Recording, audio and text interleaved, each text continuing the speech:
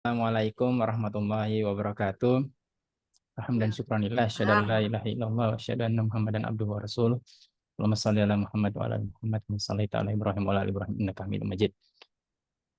Pertama-tama saya salam takzim kami kepada Kepala Departemen Sika Bapak Saumi atas kesempatannya untuk bisa sharing ya, sebenarnya sharing karena ini Bu Elin senior saya sebenarnya. Apalah yang perlu saya ini ya, sebenarnya sudah ada di Bu Elin semua, tinggal saya mungkin sharing saja nanti seperti apa ini. Kemudian salam takzim juga kepada eh, eh, kalau saya nyebutnya Teh Elin ya, Bu Elin atas kesempatannya, kemudian Bu Dini dan dosen-dosen ya yang tidak bisa saya sebutkan satu-satu. Terima kasih sekali lagi atas kesempatannya. Kemudian juga eh, kepada mahasiswa ya, kita mungkin nanti sharing-sharing saja. Nanti kalau ada yang bisa perlu diperdalam nanti silahkan nanti dipertanyakan. Ya, jadi sekali lagi tadi sebenarnya yang akan saya sampaikan mungkin sharing saja. Apa yang berbeda mungkin tempatnya saja ya. Jadi dan mahasiswa-mahasiswanya. Jadi ada sedikit pengalaman dari membimbing berapa mahasiswa di ITB, maka itu mungkin sebenarnya yang akan kami sharing ya. Judulnya dapatkah skripsi menjadi tulisan ilmiah dalam sebuah jurnal? Eh, Singkat kata, jawabannya iya, memungkinkan sekali. Dan itu saya kira kalau di kami, dari pengalaman kami itu eh, kita sudah lakukan hal tersebut. Bahkan sebelum ada aturan-aturan, misalkan sekarang harus ada publikasi sebelum lulus, itu sekitar 2 tahun sebelumnya itu kami sudah secara ini ya, secara lab kita sudah berusaha itu menjadi standar lab. Kemudian pada saat sekarang diterapkan ya, alhamdulillah tidak begitu sulit. Uh, saya mulai dengan apa, realitas dulu ya, karena biasanya uh, apa, teknik atau cara itu banyak sekali ya, banyak. Dan mahasiswa secara umum bisa menemui di mana saja ya. Sekarang apalagi zamannya AI itu sangat terbuka gitu ya ininya, eh, caranya, tekniknya untuk bisa bagaimana sih mengubah atau menjadikan skripsi itu ke sebuah jurnal gitu ya, sebuah tulisan. Namun yang kami temui yang menjadi apa, hal yang challenging yang perlu mendapatkan solusi itu adalah eh, motivasi ya, dan determinasi, kemudian juga endurance gitu ya. Karena biasanya yang jadi masalah bukan tekniknya bagaimana sih menulis dari draft skripsi menjadi ke tugas apa, ke jurnal. Tapi biasanya ada di mahasiswa itu sendiri, ya, permasalahannya. Apakah sibuk hal yang lain kah, atau tidak termotivasi untuk menulis kah, atau hal-hal yang lain. Nah, biasanya yang kami temui ya di lab kami itu seperti itu. Jadi ini kok lama tidak jadi tulisan gitu ya, lama dan sebenarnya. Nah, itu sebenarnya yang ini. Nah, saya ingin bawa pertama dengan realitas ya kita. Ini sedikit sharing kemarin, alhamdulillah kami uh, ada lulusan sekitar 5, satu doktor, saya co-promotor, kemudian satu master, alhamdulillah dua-duanya cum laude, dan 3 mahasiswa bachelor. Uh, ya, saya bawa dengan ini ya, saya kira kita sudah bersama tahu apa ini, bahwa ini sudah berita di mana-mana, kemudian kita juga melihat bagaimana Indonesia saat ini itu menghadapi masalah yang seperti ini ya, sulit mencari kerja gitu ya. Apa, kesempatan makin kurang ya. Terlepas dari apa, banyak pendapat ini salah urus atau incapability of the ruler, kita tidak punya authority di sana. Maka kita berusaha menggunakan apa ini yang bisa kita ini dari apa, dari kesempitan, dari hal-hal semacam ini, bagaimana kita bisa tetap survive gitu ya. Nah, poinnya memang kita it's all about competition gitu ya. Kita berkompetisi ya. Dan ini tidak bisa dihilangkan ya. Jadi kalau kalau konsep yang kemarin saya termasuk yang kurang setuju gitu ya. Merdeka belajar jadi apa kemudian jadi apa tidak ada ujian, tidak ada ini, tidak ada ranking, tidak ada yang padahal kita ketahui life is all about competition. Kita tidak bisa deny itu, pasti ya. Bahkan mau cari Grab saja itu kita compete sebenarnya, kita berkompetisi. Jadi you have to be ready dengan kondisi itu. Anda harus siap dan Anda harus menguatkan diri ya. Karena orang-orang yang kuatlah yang akan survive gitu ya.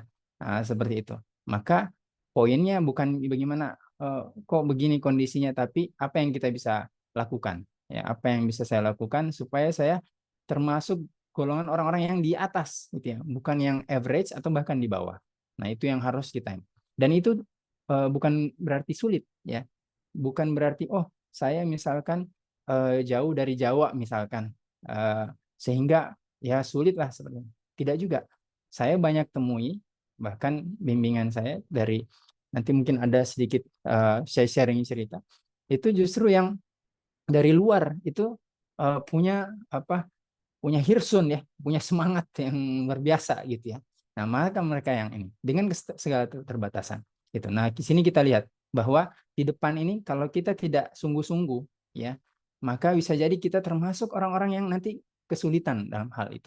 Maka gimana nih? Saya harus berstrategi ya. Kita harus berstrategi dengan semua apa yang dimiliki. Gitu. Ini kondisi di Indonesia saat ini. Di sisi lain Kebalik nih, ya.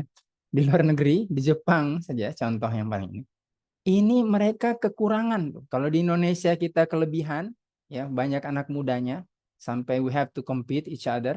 Nah, kalau di Jepang malah turun. Bahkan ada sempat saya baca berita lihat YouTube ya, itu dalam 3 bulan sempat tidak ada kelahiran di Jepang. Saya bayangkan gitu ya. Tidak ada kelahiran satu pun gitu ya. Nah, ini dia berkurang. Nah, di sini misalkan ada birds in Japan hit a record low as government warns crisis gitu ya. Dia turun ya misalkan atau ada berita lain itu 102.000 ya turunnya, decrease-nya. Luar biasa gitu ya, banyak sekali. Banyakan guru daripada jumlah siswanya. Artinya apa? Mereka punya kebutuhan. Kebutuhan yang tinggi terkait apa? Terkait human resource, ya, apa? Manpower.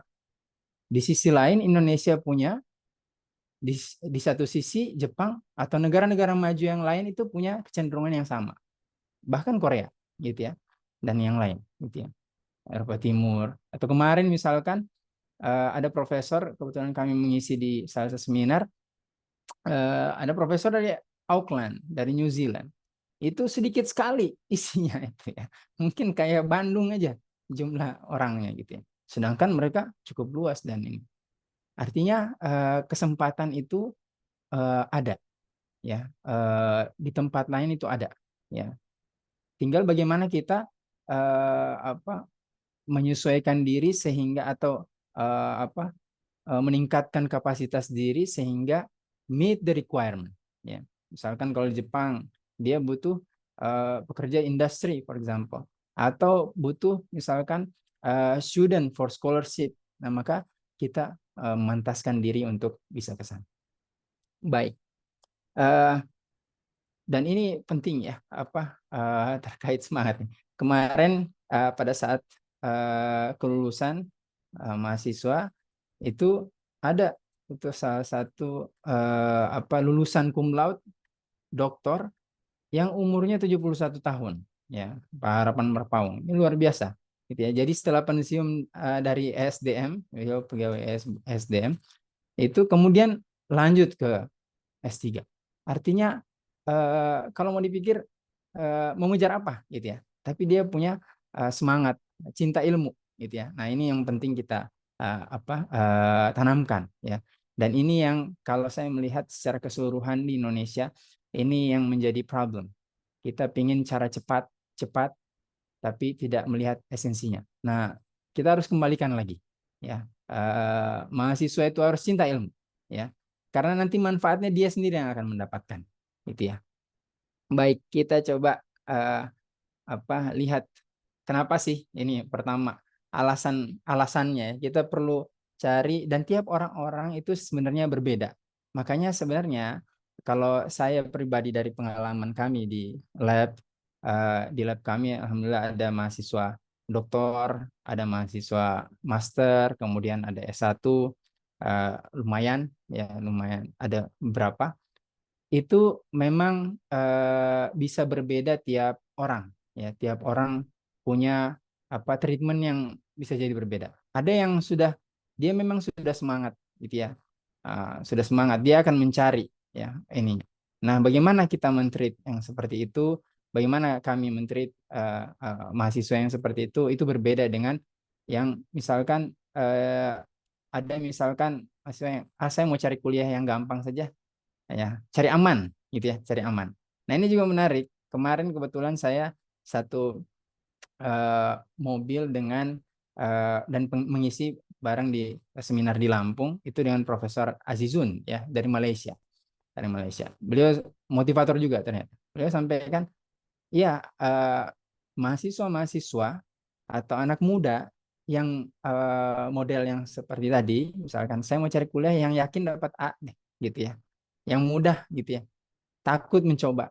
Nah, ini nanti dia pada saat lulus atau nanti di harus masuk ke dunia yang real, itu bisa stuck, ya, ya.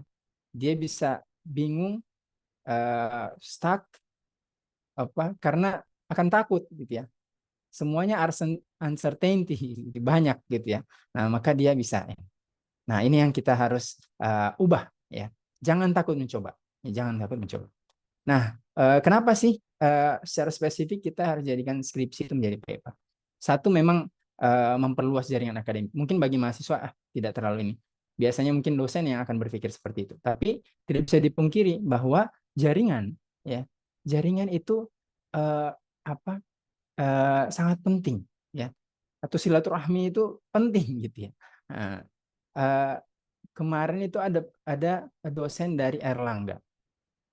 Dia, penelitian-penelitian beliau itu dibantu oleh teman-temannya dulu, ya, teman-temannya dulu. Ada yang sudah di Pertamina, ada nih, itu dengan apa? Dengan jaringan, gitu ya. Maka jaringan ini penting. Saya misalkan dulu setelah lulus dari S3 itu cari kerja, cari lowongan, saya daftar kemana-mana, dapat kesempatan postdoc itu dari jaringan juga. Tiba-tiba datang dari Cina. Itu salah satu teman dulu waktu di lab. Dapat dari Korea. Dulu waktu conference di Korea dapat. Dapat di Jepang dan segala macam. Itu dari jaringan. Jadi kita jaringan ini sangat penting, gitu ya. Menjaga jaringan ini sangat penting. Nah, ini salah satu ininya, memperluas jaringan artinya kita dikenal, ya, diketahui, ya.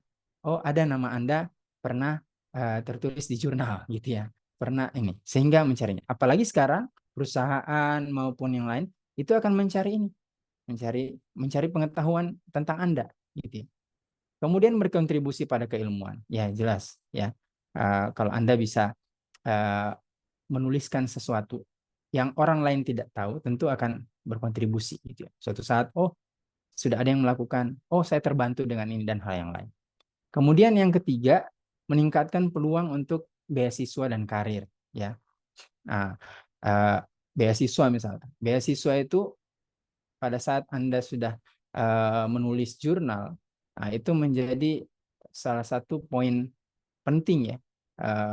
Poin penting, kemudian menjadi poin plus, ya, untuk kemudian diterima di beasiswa. Kami misalkan pada saat mewawancara mahasiswa-mahasiswa yang akan lanjut ke S2 nuklir, misalkan, itu salah satu pertanyaan utama adalah sudah pernah nulis, ya. Jadi ini kita akan tahu nanti dia seperti apa kemampuannya, ya. Mungkin secara akademik tinggi, tapi belum punya pengalaman menulis, ya, atau punya pengalaman berhadapan dengan reviewer dan sebagainya. Nah, ini berarti nanti dia harus ditingkatkan di sana. Kemudian juga karir. Nah, ini kebetulan ada keluarga ya, kenalan kami. Dulu ada namanya program YSEP Student di apa Young Scientist ke Jepang gitu ya. Jadi misalkan dia kuliah tingkat hampir tingkat akhir, dia spend 6 bulan atau 1 tahun ke Jepang di salah satu lab, kemudian ya 1 tahun di sana, kemudian pulang. Memang dari umur lulus apa waktu lulus dia akan terlambat, tapi pengalaman yang dia dapatkan di sana luar biasa. Nah, kenalan kami ini, kolega kami, ini pada saat di Jepang itu sempat menerbitkan 2 jurnal, walaupun nasional Jepang, 2 jurnal nasional Jepang, karena dia ngikut kemudian bawaan. Lulus di Indonesia, kemudian daftar. Ya. Nah, salah satu yang akhirnya bekerja di British Petroleum (BP), sekarang di Qatar Gas. Di BP itu pada saat wawancara itu salah satu yang menarik apa interview apa yang menginterview itu adalah ini Anda sudah menulis nih 2 jurnal. Nah, pertanyaan berikutnya apa sih pengaruhnya nanti ke sini? Oh, dia dengan mudah menjawab, maksudnya bisa menjelaskan bahwa kalau sudah menulis ya, menulis jurnal seperti ini, itu istilahnya one step ahead atau one level above uh, apa dari sekedar menulis report ya. Dan itu yang biasanya dilakukan di perusahaan, writing report. Apa yang dikerjakan, apa yang minta, maka dia writing report. Tapi kalau pernah menulis jurnal, maka itu levelnya di atas itu. Nah, artinya bagi perusahaan, kita punya orang yang dia bahkan lebih daripada yang dibutuhkan. Ya tentu saja ini bargain ya. Inilah yang dicari gitu ya. Maka ini apa baik sekali ya kalau bisa kemudian itu diteruskan sampai ke jurnal. Pertama kita mungkin lihat, saya sedikit masuk ke detailnya. Sekali lagi nanti mungkin secara spesifik dari lesson learn ya, atau yang kami pelajari, kami dapatkan pengalaman di lab kami, itu yang mungkin kita. Kalau yang secara umum bagaimana memindahkan itu nanti mahasiswa bisa mencari lah di internet banyak. Tapi yang mungkin khas dari apa yang kami itu yang mungkin yang akan saya share. Kalau mengenali perbedaan ya jelas, skripsi itu penelitian menyeluruh, biasanya tebal-tebal gitu ya. Mungkin sampai 100 halaman gitu ya. Kemudian mengikuti format akademis. Kalau paper kita fokus pada poin utama. Jadi kita tidak cerita yang terlalu panjang ya. Kemudian diringkas, berorientasi pada kontribusi ya, temuan utama. Nah, kadang yang kami temui itu karena step pertama sebelum menulis itu kami meminta mahasiswa untuk membaca paper. Kemudian mempresentasikan paper tersebut. Nah, biasanya mahasiswa pada saat mempresentasikan itu dia kurang-kurangi yang dia cari yang mudah ya, cari memang seperti itulah nature-nya. Orang cari yang mudah. Misalkan rumus-rumusnya dihilangkan, dikurangi gitu ya.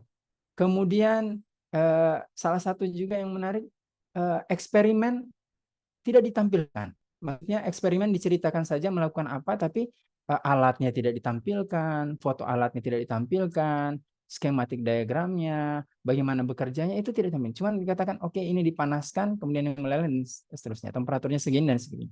Padahal justru hal-hal yang seperti itu yang menjadi uniqueness dari penelitian tersebut, dan itu yang perlu kita tampilkan. Jadi kalau nanti Anda mahasiswa misalkan itu melakukan penelitian, ada alat, ada teknik yang mungkin bagi kita sederhana, ya. Tapi itu teknik baru yang kita kembangkan, ya. Walaupun hal kecil, nah itu bagus atau sangat harus ditampilkan, gitu ya, diperlihatkan, gitu ini. Nah, ini perbedaan ini. Kalau dari struktur apa jelas ya, kita hampir-hampir mirip, namun juga dia lebih singkat, lebih sederhana. Misalkan judul, pendahuluan itu straightforward, biasanya 3 paragraf gitu ya. Paragraf pertama umum, kemudian yang kedua kita mulai melihat problemnya apa, yang ketiga solusi yang kita tawarkan atau tujuan ya penelitian. Metodologi ini juga kalau misalkan eksperimen maka Kita mulai dengan material, alatnya, prosedur, kemudian kalau di material ya karakterisasi dan sebagainya. Kalau simulasi maka disitulah kita menampilkan apa driving force-nya itu apa sih? Mesin dari alat simulasi ini apa? Dan ini yang perlu kita pahami. Karena biasanya misalkan menggunakan simulasi itu kebanyakan ya kebanyakan yang kami dapatkan mahasiswa itu uh, hanya pandai menggunakan tapi tidak tahu isi mesinnya ini bagaimana. Padahal justru di situ yang perlu kita ketahui ya. Apa beda dengan siswa SMK? Siswa SMK itu bisa dia menggunakan tuh software-software gitu ya yang komputasi dengan mudah. Dia rutin menggunakan, dia sangat ahli di situ. Tapi apa yang membedakan? Membedakan adalah kemampuan kita menganalisa. Menganalisa itu dari mana? Dari pemahaman kita di isi mesinnya gitu ya.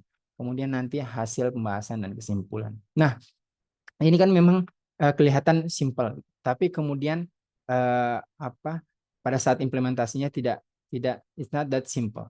Kemudian pada saat kita melihat tidak punya juga pakem yang sangat harus seperti ini, nulis hasil dan pembahasan itu harus seperti ini, tidak.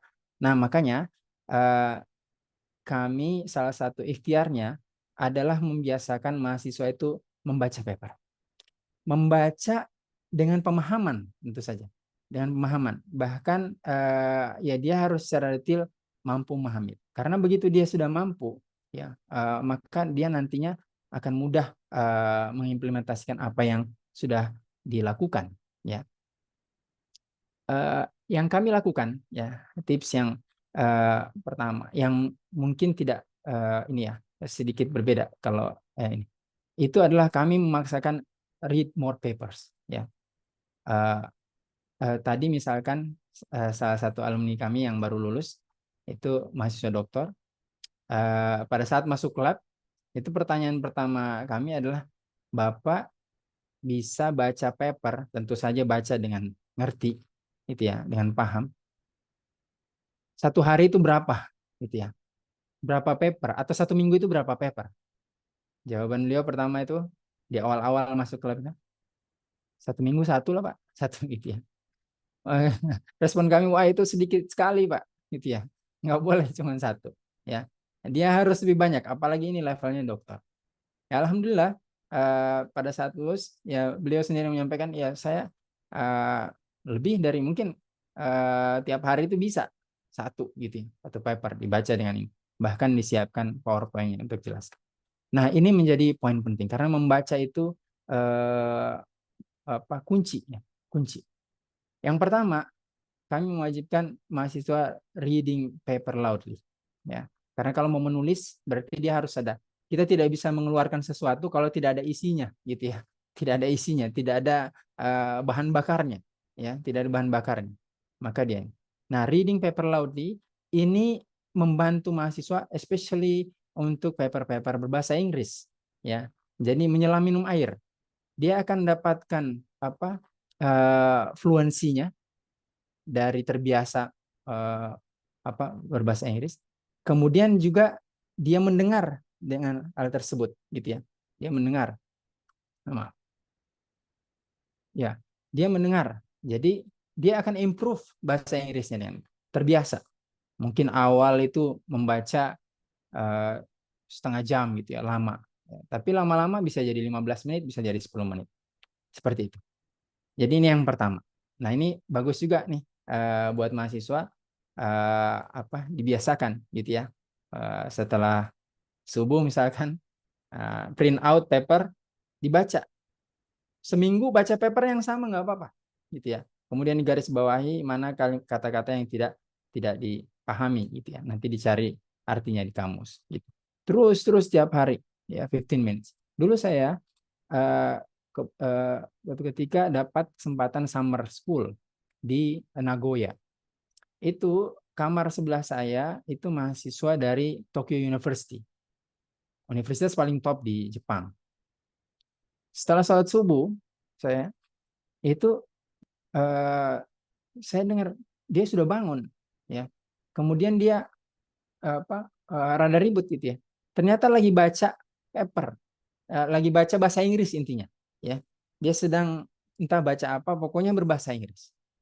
Nah ini setelah itu saya tanya, ternyata mahasiswa itu Tokyo University itu dulu SMA-nya di Amerika. Jadi orang tuanya dokter, dia di Amerika. Gitu ini. Tapi dia bilang, saya harus menjaga bahasa Inggris saya, ya, karena sudah lingkungannya bukan di Amerika lagi. Bagaimana caranya? Ya dia tetap baca, gitu ya. Baca bahasa Inggris, tetap mendengarkan bahasa Inggris itu tiap hari.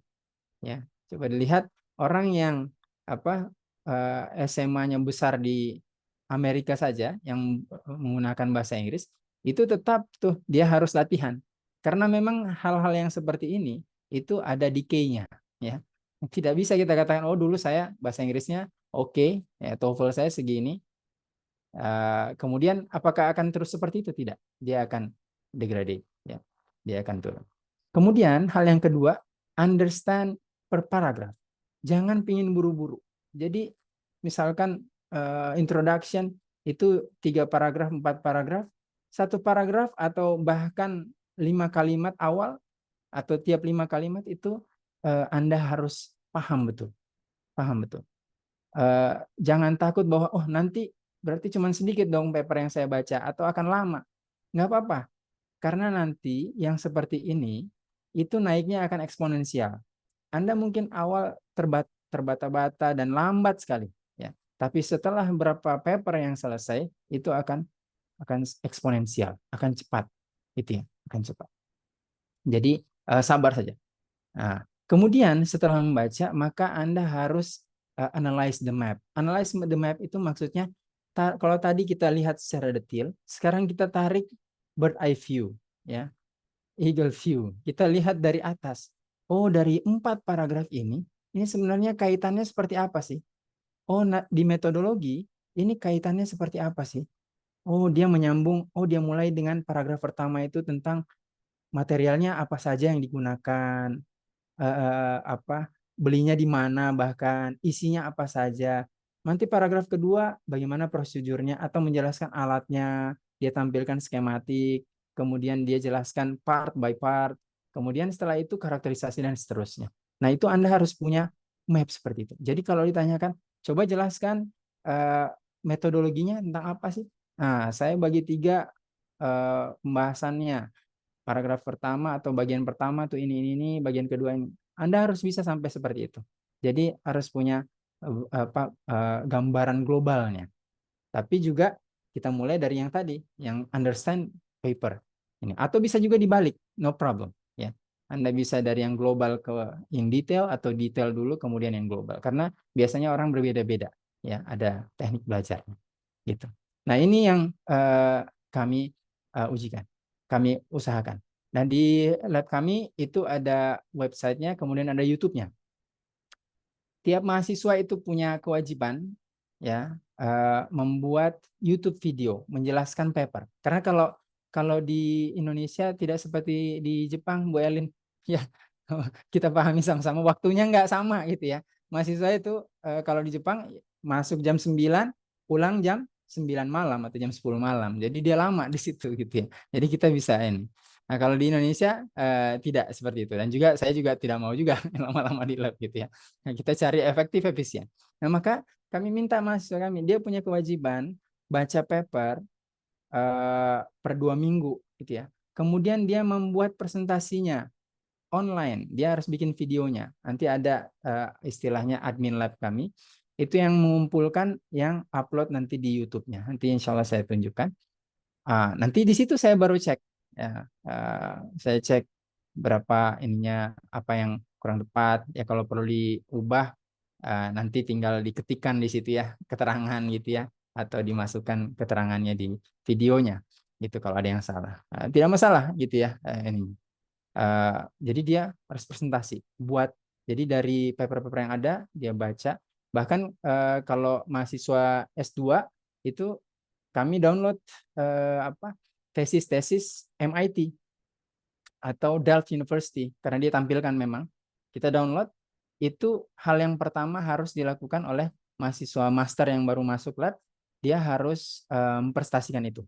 Jadi dia berapa tesis MIT misalkan, dia supaya apa, supaya harapannya nanti dia metode berpikirnya, mindsetnya, kemudian apa levelnya itu naik. Dan yang paling penting adalah secara psikologis. Dia merasa oh MIT itu cuman begini gitu ya. Ada percaya diri. Ini yang paling penting. Karena kadang-kadang kita tidak punya percaya diri di situ ya. Nah, for some reason gitu ya. Nah, ini yang kami coba. Jadi sekali lagi ini untuk pribadi dan tidak hanya saya sudah lulus Pak, bagaimana, apakah we have to read more papers? Yes, Anda harus ini. Karena nanti pada saat wawancara biasanya bahasa Inggris important. Ya, they will use English gitu ya. Maka Anda harus ini. Dan sangat memungkinkan gitu ya. Tidak perlu mahal-mahal ya. Tidak perlu kursus, tidak perlu ini. Kita bisa dapatkan menyelam minum air lah istilahnya. Uh, ya, jadi uh, sekali lagi kembali ke yang tadi. Saya kalau di lab akan melihat person by person ya. Dan Anda juga harus memahami saya ini kekurangannya di mana gitu ya. Nah, nanti disampaikan kepada pembimbing gitu ya. Kalau Anda merasa saya belum menemuin motivasinya apa nih, Pak, Bu gitu ya. Anda harus sampaikan ya. Apa sih? Kenapa sih saya harus mengubah ini? Atau saya belum begitu terasa ini kuatnya sehingga harus menulis sampai jurnal. Belum dapat nih alasan kuatnya ya. Nah, Anda harus sampaikan. Anda harus cek diri Anda, saya di level mana. Dan mungkin Anda perlu untuk sesekali istilahnya menyendiri, kemudian membuat planning Anda ya. Ini 1 tahun ke depan ini bagaimana? 2 tahun ke depan, 3 tahun ke depan, 5 tahun, nanti setelah lulus saya mau seperti apa sih? Itu yang paling penting. Anda setelah lulus, Anda harus punya waktu di mana Anda merenung, saya setelah lulus mau kemana? Ya, kita bisa memplanning, tapi tetap ada yang menentukan, gitu ya. Bisa jadi tidak sesuai dengan itu. Tapi kita paling tidak sudah memplanning, ya. Yang paling bahaya kalau sama sekali tidak memplanning, let it flow lah, gitu ya. Tidak tepat, gitu ya. Anda harus create, gitu ya. Karena dengan Anda memplanning, Anda tahu saya butuh apa sih. Saya mau S2 misalkan ke luar negeri. Saya mau cari beasiswa. Sekarang beasiswa luar biasa banyak. Bahkan dari UAE ya itu datang ya ke kami, itu mengirimkan flyer-flyernya gitu ya. Khalifa University, macam-macam ya UAE. Dan kalau lihat salarinya, wah, lebih besar daripada gaji dosen. Berlipat-lipat gitu ya, jauh banget. Tinggal bawa diri aja belajar ke sana gitu. Wah, ini kalau saya sudah punya planning, saya mau ini nih. Maka saya akan breakdown, saya bahasa Inggrisnya masih kurang. Perlu dikejar. Berapa lama sih saya kejar bisa gitu ya. Mungkin nggak dikejar, memungkinkan sekali gitu ya. Kemudian saya masih kurang pendorongnya, jumlah paper ya, jumlah paper. Ya itu tadi, kalau dia sudah membaca, Anda punya track record yang seperti ini. Itu akan. Kemudian setelah itu repetition. Yang tadi itu yang mahasiswa yang kami minta buat paper itu dengan repetisinya dengan apa? Repetisinya ada dia wajib sebelum sidang satu itu minimal 5 paper yang sudah dipresentasikan. Memang sih kadang harus dipaksa, ya, adminnya harus mengingatkan lagi. Kemudian yang selanjutnya adalah konsistensi. Ya, konsistensi. Nah, ini memang kerjaan bareng mahasiswa dan dosennya gitu ya. Karena harus ada yang menjaga gitu ini. Nah, seperti itu.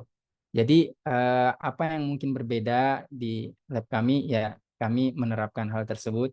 Kami punya YouTube channelnya sehingga dia harus buat presentasinya, they have to present papernya, karena dengan seperti itu dia akan punya bayangan paper itu seperti apa. Sedikit pesan ya, masih terkait yang tadi itu adalah mari kita buat new habit ya, dimanapun tempat Anda ya. Kalau dulu masih ada mindset di Jawa wajar karena dia punya fasilitas dan yang lain, itu terbantahkan atau tidak lagi seperti itu ya. Dimanapun Anda posisinya dengan keluasan internet bahkan dengan AI, itu Anda bisa ini saya ambil sedikit karena bahasa Inggris ini menjadi poin penting. Di lab kami saya memaksakan mahasiswa kalau presentasi atau discussion, they have to use English. Kalau dia ragu, dia mix dengan Indonesian, no problem. Ya, tidak masalah. Tapi kita paksakan seperti itu. Grammarnya mau acak-acakan, no problem. Ya. Nah, bagaimana itu supaya dia improve? Yang pertama, dia reading paper 1 hour a day. Ini kami ambil dari jadi ada semacam proficiency test atau proficiency method yang digunakan di Amerika untuk delegasi-delegasi yang akan ditempatkan di negara Arab. Jadi mereka nggak bisa bahasa Arab nih, dia harus bisa. Gimana caranya? Nah itu dia bagi menjadi 4. Mereka itu harus training minimal 2 tahun. Dengan tiap hari seperti apa? Tiap hari 2 jam baca, 1,5 jam mendengarkan bahasa Inggris, 1 jam itu conversation. Jadi bagi 4 tuh, membaca, kemudian membaca, mendengarkan, conversating, kemudian menulis. Dibagi 4. Yang pertama itu dia membaca dengan keras gitu. Nah itu kalau mereka 2 jam, nah kita 1 jam lah gitu ya, target 1 jam. Kemudian mendengarkan, jadi listening, pokoknya nggak ngerti juga dengerin gitu ya. 30 menit lah per day gitu ya. Kemudian yang selanjutnya adalah conversation, ya.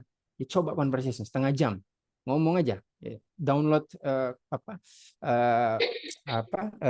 conversation di internet, teksnya, kemudian kita coba itu. Kemudian yang keempat itu menulis, gitu ya. Atau kalau kami ya reading paper 1 hour, kemudian 30 minutes a day listening, kemudian ya kita mengejar vocab 3.000 kosakata. Ya, ini caranya bisa banyak gitu ya, bisa banyak. Ya, sebelum kami akhiri, ini yang tadi kami sampaikan. Jadi ada YouTube channel kami, ini Asril Lab. Nah, ini nanti ada video-video. Nah, video ini presentasi mahasiswa sebagian. Ada yang saya presentasikan, ada yang mahasiswa presentasikan. Jadi kalau ada error-error ya itu proses dari pelajar. Ya, misalkan ini dia buat, awalnya saya minta 15 menit, tapi karena papernya panjang ya, jadi panjang jadi 23 gitu ya. Ada yang dibagi ya, analysis conclusionnya dia bagi, kemudian seterusnya gitu ya. Nah ini nanti oleh admin akan di-upload, terus seperti itu mereka punya. Sedikit demi sedikit kami harapkan dia meningkat. Terakhir saya ingin tutup dengan satu cerita ya, sharing ini pengalaman. Pada saat masuk pandemi itu kebetulan ada mahasiswa yang pindah ya, pindah bimbingan ke saya, ke kami, ke lab kami. Pada saat mau masuk pandemi, beberapa bulan lagi ternyata tutup. Jadi kampus semua itu kegiatan tutup ya. Nah, tapi dia sebelum tutup itu dia ini. Jadi dia sudah pindah. Sebelumnya dia fail dengan pembimbing sebelumnya, entah apa, mungkin karena malas dan yang lain. Kemudian mengajukan. Saya bilang oke, silahkan dengan kami. Tapi ya pilihannya ada nih. Jadi dulu masih saya gabung simulasi eksperimen. Jadi topik yang saya berikan gabungan dari simulasi dan eksperimen. Tapi ternyata akhirnya bisanya eksperimen. Karena sudah ada pengumuman bakal ditutup kampus, alatnya saya kasih. Bawa pulang, alat kamera termalnya juga pinjam dari salah satu lab, dibawa pulang. Saya bilang tolong dijaga, jangan dikerjakannya di kosan, gitu ya. Enggak ketemu. Nah, 1 minggu, 2 minggu, minggu akan ditutup itu saya ketemu dulu secara langsung. Terus saya bilang, anak ini dari Medan, ya. Saya lihat ini nilai Anda begini. Kemudian Anda sudah lewat nih waktunya nih. Harusnya 4 tahun lulus, ini udah lewat, ya. Saya kemudian tanya, orang tua kerja apa? Ayah apa? Guru katanya. Ibu guru juga.